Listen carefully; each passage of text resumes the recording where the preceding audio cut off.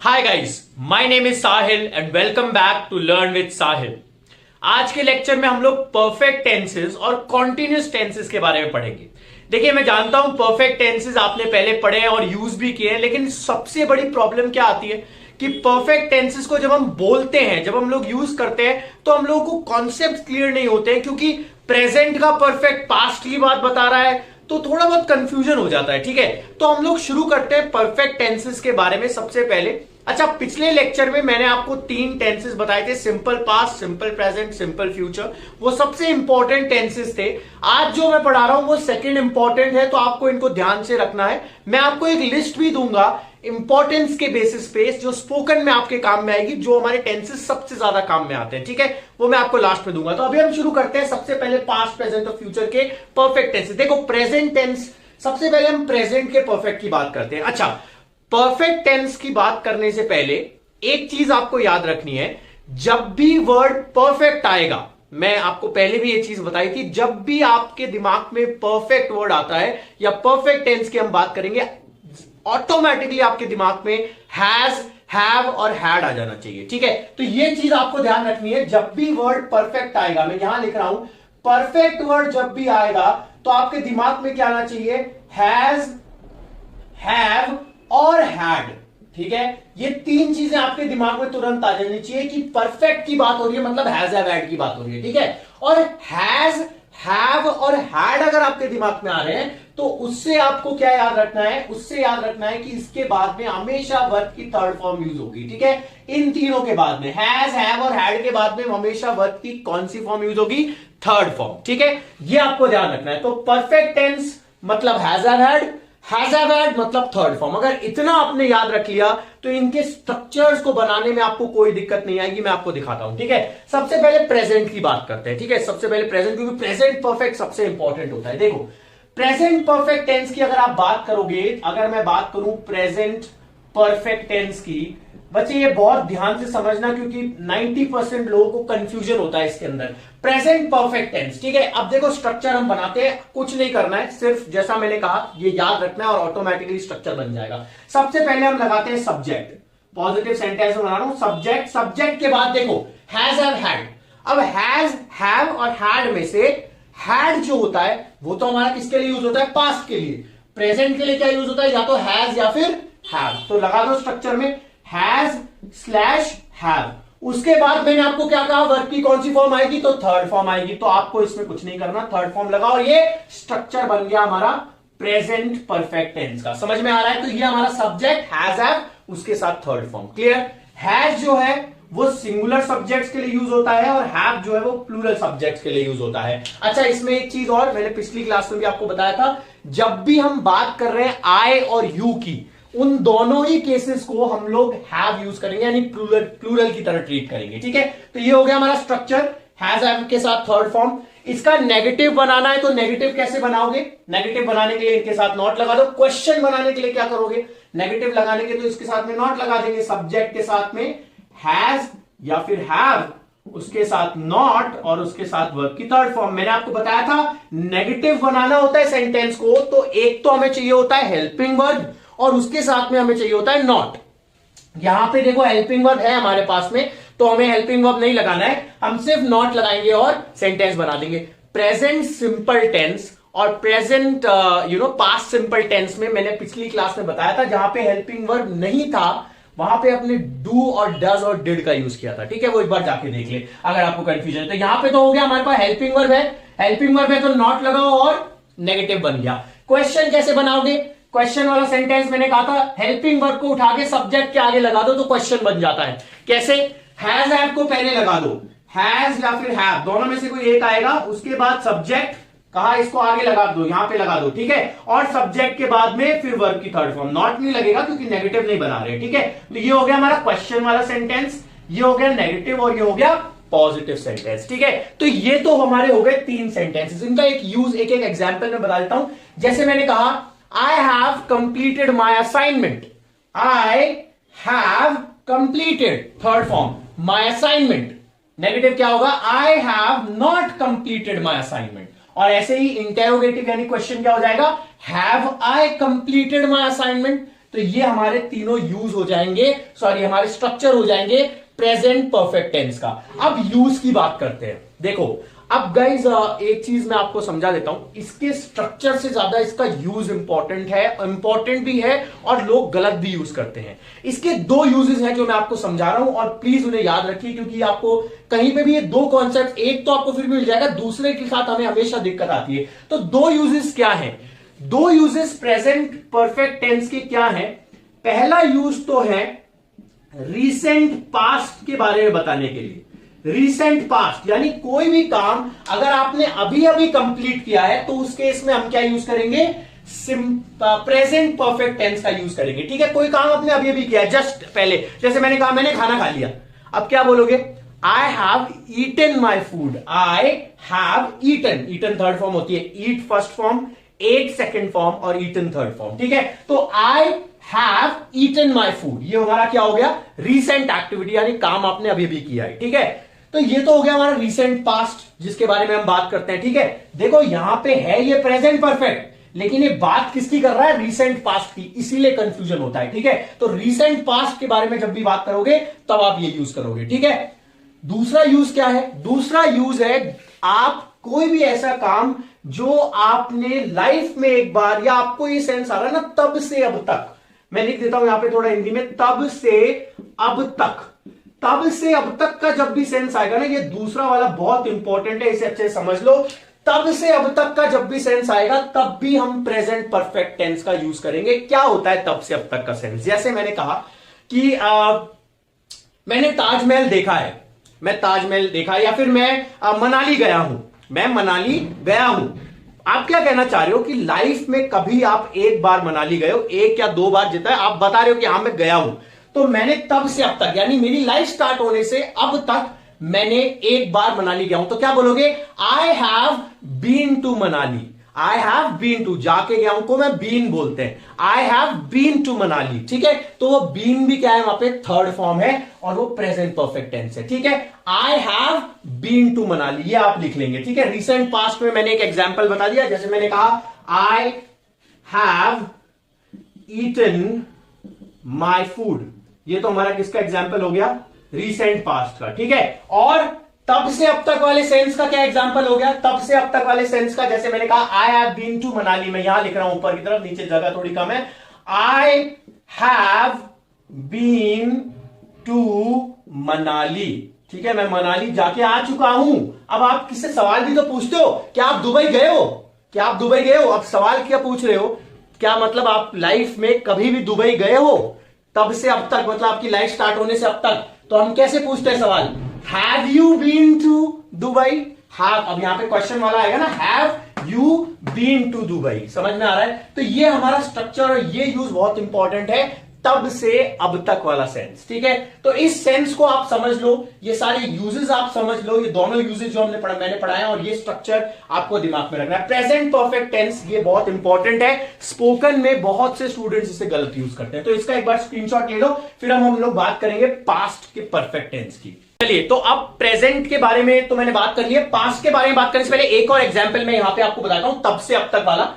एक और, जैसे आपने कहा मैंने तुम्हें कहीं देखा है, मैंने तुम्हें कहीं देखा है, मतलब लाइफ में कभी ना कभी मैंने तुम्हें कभी देखा है, तो I have seen you somewhere, I have seen you somewhere, ये भी एक एग्जांपल हो सकता है। ठीक है, सीन भी हमारा थर्ड फॉर्म होता है, see first form, saw second form और सीन थर्ड फॉर्म। मैंने कहा थर्ड फॉर्म लगेगी, ये हमेशा ध्यान रखना, थर्ड फॉर्म आप लगाओगे हैज हैव हैड के बाद। ठीक है, तो ये होगा हमारा प्रेजेंट परफेक्ट। अब बात करते हैं पास्ट परफेक्ट टेंस की। ठीक है, देखो पास्ट परफेक्ट टेंस का जो मैं आपको यूज बता रहा हूं, दो यूजेस हैं पास्ट परफेक्ट टेंस के भी, लेकिन मैं आपको थोड़ा इजी वाला यूज बताऊंगा जो हमारे स्पोकन में ज्यादा काम आएगा। ठीक है, तो पास्ट परफेक्ट का पहले तो स्ट्रक्चर बना लेते हैं। स्ट्रक्चर तो देखो इजी है, मैंने यहां पे जैसे बताया था वैसे ही हम लोग करेंगे। सब्जेक्ट लगा दिया, सब्जेक्ट के बाद में देखो हैज हैव लग रहा था क्योंकि प्रेजेंट आ रहा था, अभी पास्ट है तो हैड लगाएंगे, हैड के बाद में वर्ब की थर्ड फॉर्म लगाओ और ये हमारा क्या बन गया, पास्ट परफेक्ट का पॉजिटिव वाला सेंटेंस बन गया। अब नेगेटिव बनाने के लिए कुछ मत करो, सब्जेक्ट के साथ हैड और हैड के साथ नॉट, मैंने कहा हेल्पिंग वर्ब ऑलरेडी है तो उसके साथ नॉट लगाओ और वर्ब की थर्ड फॉर्म लगाओ, तो ये नेगेटिव सेंटेंस बन गया। ठीक है, और क्वेश्चन वाला बनाने के लिए हैड को सब्जेक्ट के आगे ले आओ, हैड आगे आगे, सब्जेक्ट आ गया पहले, उसके बाद में फिर आ गया थर्ड फॉर्म, तो ये हमारा क्या बन गया, क्वेश्चन वाला सेंटेंस बन गया।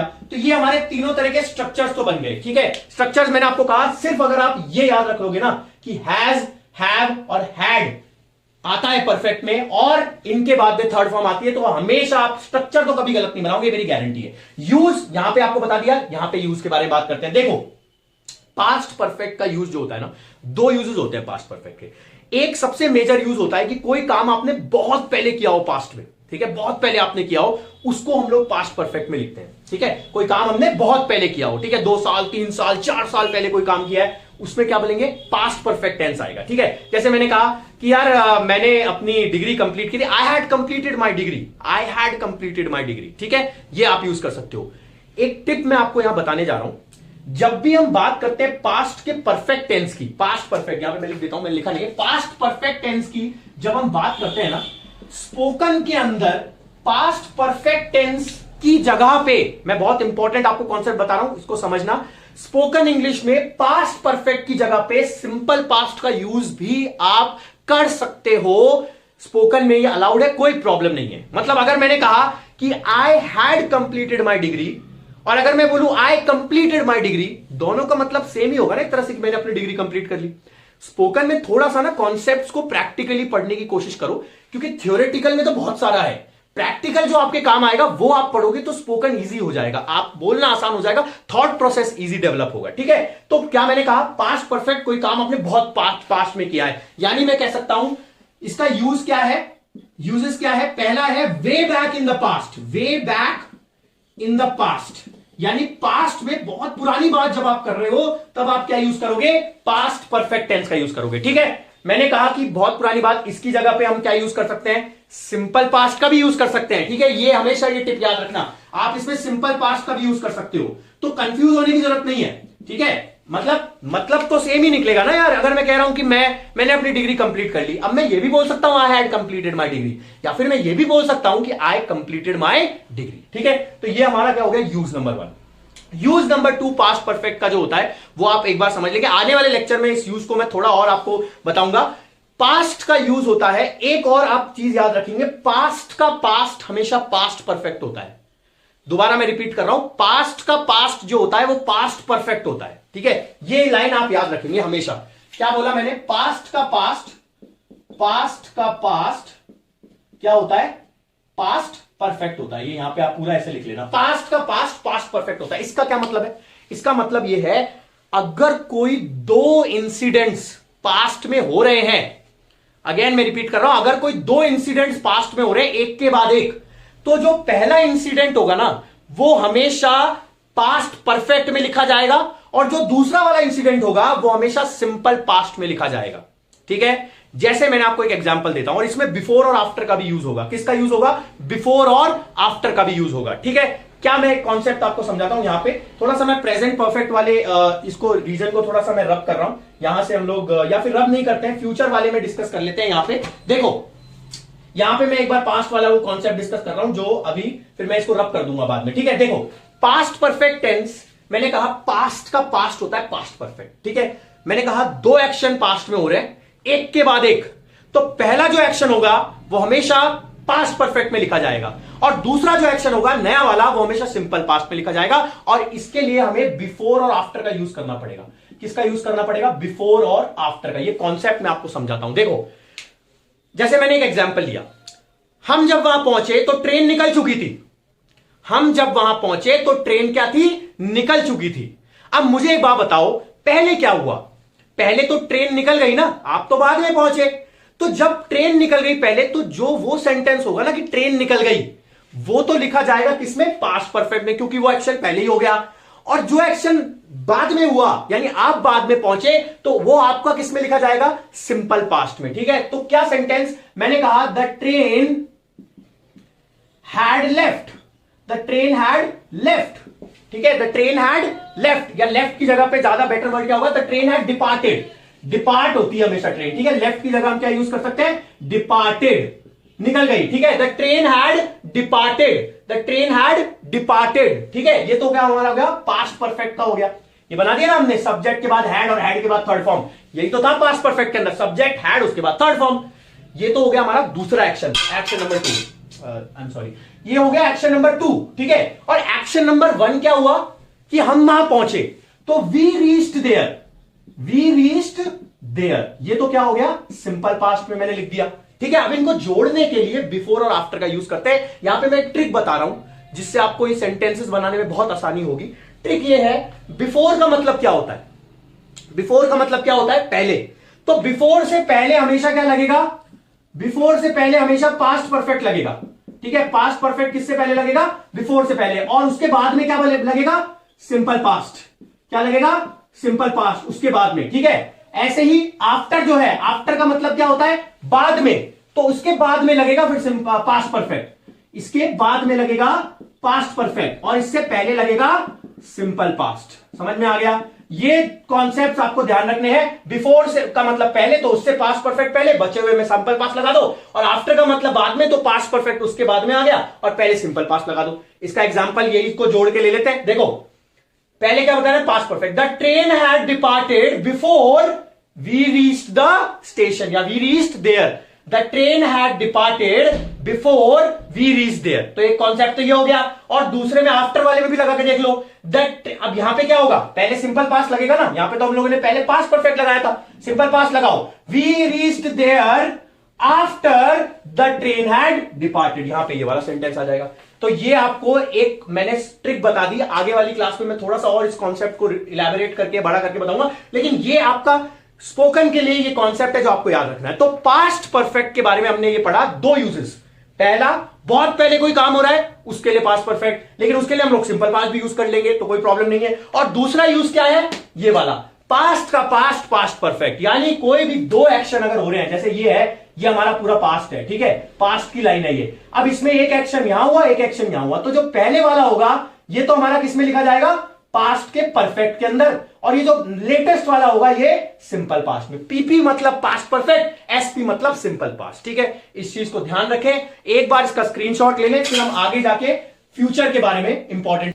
चलिए, तो फ्यूचर के बारे में हम बात करते हैं। अभी तक हमने पास्ट के बता दिए मैंने आपको दो, प्रेजेंट के मैंने आपको दो बता दिए, सबसे इजी एक्सप्लेनेशंस, ठीक है। अब हम फ्यूचर की बात करते हैं। देखो फ्यूचर का जो परफेक्ट टेंस होता है ना, ये स्पोकन में इतना ज्यादा काम में नहीं आता है, ठीक है। हम लोग बहुत रेयर यूज करते हैं स्ट्रक्चर को, ठीक है।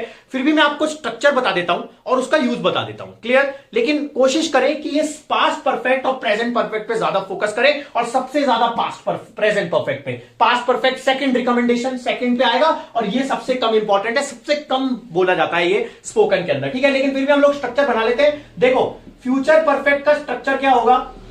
अच्छा, अब एक चीज और, यहां पे देखो, यहां पे मैंने आपको कहा था परफेक्ट वर्ड सुनते ही आपके दिमाग में क्या आना चाहिए, परफेक्ट वर्ड सुनते ही आपके दिमाग में हैज, हैव और हैड आना चाहिए। हैज, हैव, हैड सुनते ही थर्ड फॉर्म आनी चाहिए, ठीक है।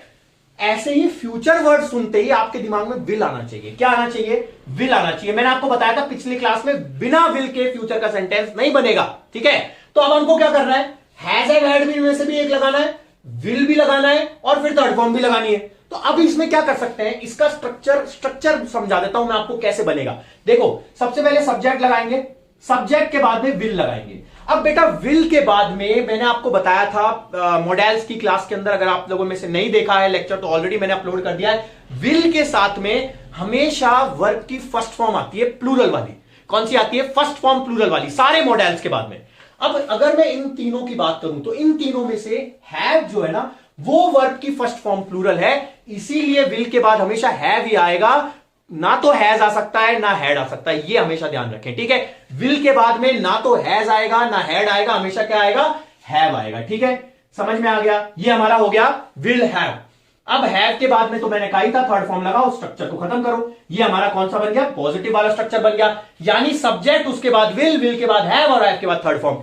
ये जो तीनों चीजें है ना, ये स्ट्रक्चर कभी भी बदलेगा नहीं, विल लगेगा ही लगेगा, हैव भी लगेगा ही लगेगा, और थर्ड फॉर्म भी लगेगी, ठीक है। तो ये आप ध्यान रखेंगे। ये तो हो गया हमारा पॉजिटिव। नेगेटिव बनाओगे तो ये हमारा हेल्पिंग वर्ब है, यहां पे इसके साथ नॉट लगा दो। Subject will plus not plus have, और उसके बाद में वर्ब की थर्ड फॉर्म। ये हमारा क्या बन गया, सेंटेंस नेगेटिव वाला बन गया।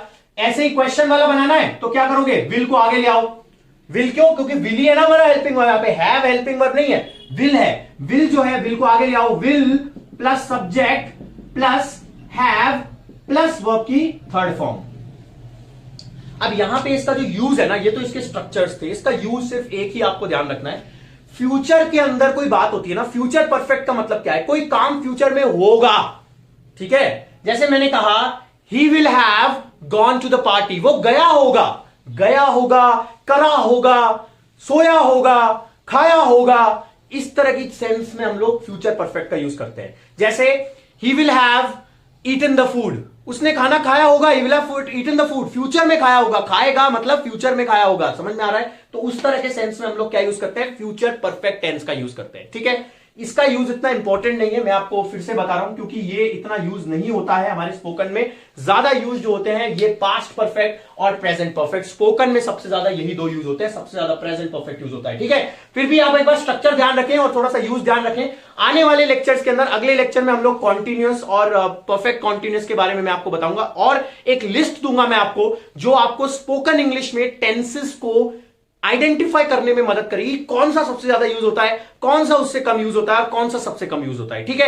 एक एक करके हम लोग आगे बात करेंगे। अगर वीडियो अच्छा लगा हो तो लाइक करें, चैनल को सब्सक्राइब करें guys, and thank you so much for your support, you guys are loving. And अगर आपको कोई भी रिकमेंडेशंस हो, कुछ भी अगर आपको पूछना हो तो आप कॉमेंट बॉक्स में डाल सकते हैं। जैसा मैंने पहले भी आपको कहा है कि मेरा मोटिव जो है वो आपको इजीएस्ट एक्सप्लेनेशन देना है। ये कॉन्सेप्ट्स आपने पहले पढ़े होंगे, लेकिन इनका इजी एक्सप्लेनेशन हमारे दिमाग में अगर रहेगा तो हम थॉट प्रोसेस हमारा डेवलप होगा, हम ज्यादा फ्लुएंटली बोल पाएंगे, ठीक है। तो see you in the next class. Thank you so much guys, have a great day and take care of yourself and stay safe. Bye bye, thank you so much.